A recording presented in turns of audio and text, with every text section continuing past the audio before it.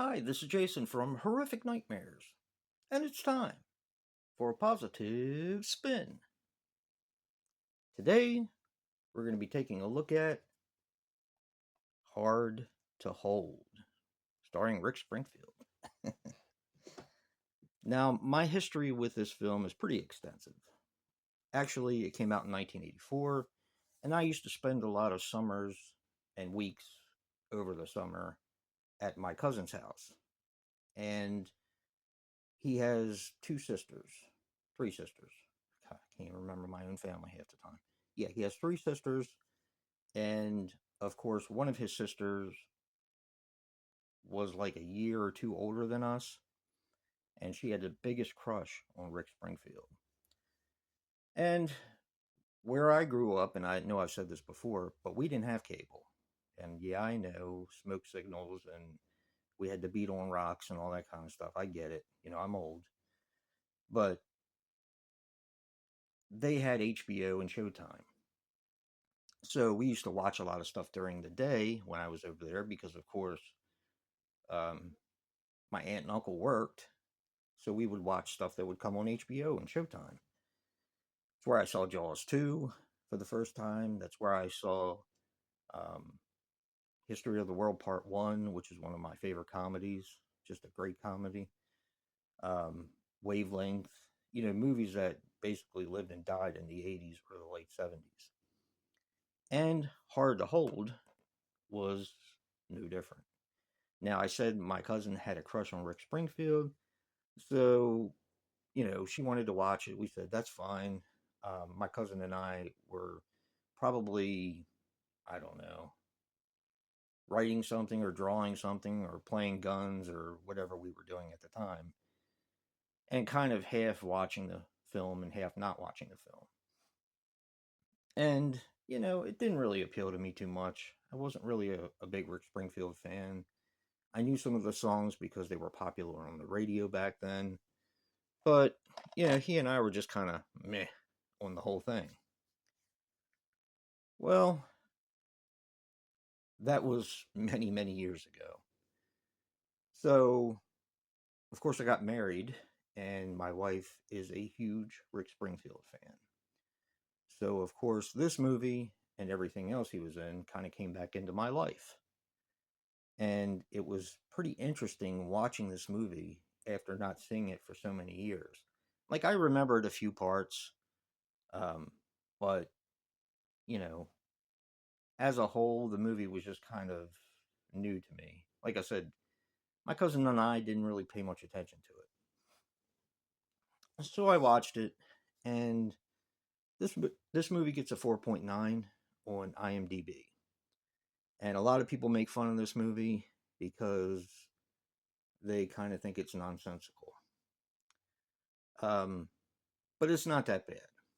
It is a pretty entertaining rock star who falls in love with a normal girl, like a plain girl, and they kind of have their relationship. And that's basically the entirety of the film. No, this is a long intro, but I'm getting there.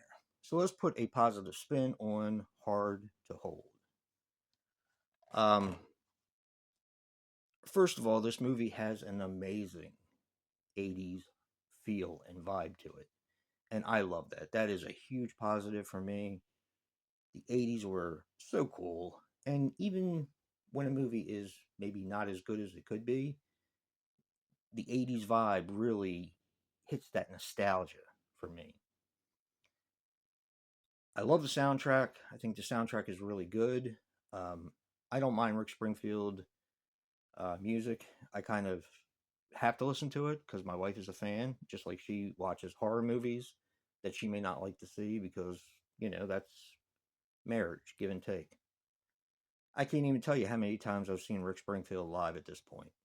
Um, but it's quite a few, let me tell you. And he does put on a great show. He does put on a fantastic show. I haven't been every time my wife's gone, but I've been quite a few times, including a cruise where it was Rick Springfield, And was it Richard Marx? No, it was somebody else. Now I can't remember who he played with on there. Oh, it was John Waite. How could I forget that? Yeah, John Waite was on the cruise as well, so that was good for me. So anyway, back to the movie. For the women, there is behind nudity from Rick Springfield, so I'm sure a lot of the women like that. And there's quite a bit in the beginning, so very gratuitous, just like we guys like in horror movies and stuff like that. It's very purposeful in Hard to Hold. The story is a bit disjointed at times, and I think that's why this movie didn't do that well. But it is still entertaining, and I like the chemistry of Rick Springfield and the girl he is in love with. Because, as Joe said when we watched it, she kind of comes out of her shell towards the middle of the film.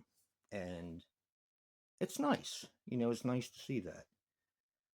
Um, another good or another positive about this movie is the car that Rick Springfield drives in the beginning. That is, I believe it's a Camaro, like a late 70s Camaro, and this car is awesome.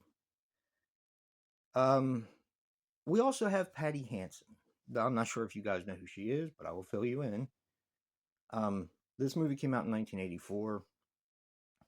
Patty Hansen plays basically Rick Springfield's former lover, or his name in the movie is Jamie. So she plays Jamie's former lover and writing partner. She helps him write the songs that have gotten him to where he is now, which is pretty darn cool. Now, Patty Hansen, why do I bring her up? Well, she is married and has been married to Keith Richards for 41 years. Now, she's not unattractive. She's attractive in kind of a. She reminds me a little bit of Ginny from Friday the 13th Part 2. So she's attractive in kind of a tomboyish kind of way.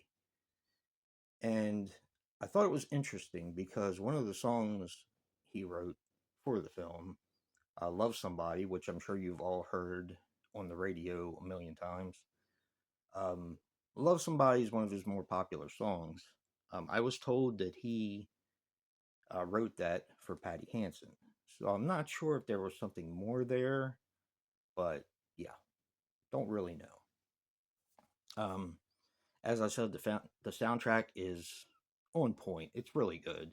There's some really good songs on there. There's a couple of them that are but that was the 80s. It was very hard to buy an album where you liked every song. They changed that in the years following, in like the 90s and the 2000s, especially in the 2000s. It's not uncommon now to buy a CD and just about love every song on it. That wasn't the case so much in the 80s. You had your favorites, and you kind of rolled with that. All in all, this movie is quite entertaining. There are some things in it that don't make a bit of sense, but it was written by the guy who wrote Flashdance. Flashdance did really well. After this movie didn't do as well as they thought, um, he basically got shut down in Hollywood. So, yeah. And also, one more thing I wanted to add a little bit of knowledge. Rick Springfield actually gave up playing in The Right Stuff. And The Right Stuff was an Academy acclaimed film to do Hard to Hold. So, was it a mistake? I don't know. But, yeah. Check out Hard to Hold. It's an entertaining film. Or don't. But don't forget to check out Joe's positive spin for Hard to Hold. And remember, guys, physical media matters. And until next time, peace.